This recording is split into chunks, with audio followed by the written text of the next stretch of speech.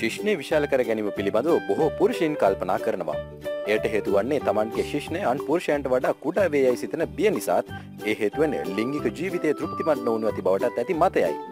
මේ ආකාරයට තමන්ගේ ශිශ්නය විශාල කර ගැනීමට සිදු 47 හැවිරිදි ජර්මන් ජාතික මිෂා ස්ටන්ස් හට මුහුණ දෙන්න සිදුව තිබුණේ ඔහු කිසිවෙකටත් නොසිතූ දෙයක්.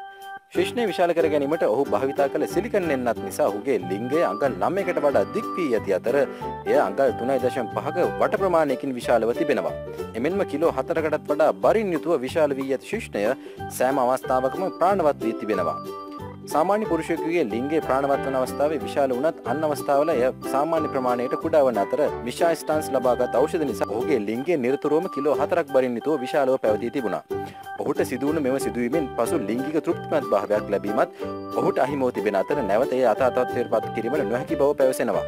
තමන්ට සහකාරියක් සොයා ගැනීමටත් මේ හේතුවෙන් නොහැකි වන බව ඔහු පවසනවා. ශිශ්නයේ ප්‍රමාණය ලිංගික තෘප්තිමත් භාවයට කිසිවකටත් බල නොපාන අතර වැරදි මත නිසා තමන්ගේ ස්වාභාවිකව ලැබී ඇති අවයවය අනාරක්ෂිත ක්‍රම මගින් විශාල කර ගැනීමට යාමෙන් මෙවැනි තත්ත්වයන් වලට බොහෝ දෙනා මුහුණ දෙනවා. මෙවැනි වීඩියෝ දිනපතා නැරඹීම සඳහා පහත බටන් එක ක්ලික් කර අපිව සබ්ස්ක්‍රයිබ් කරන්න.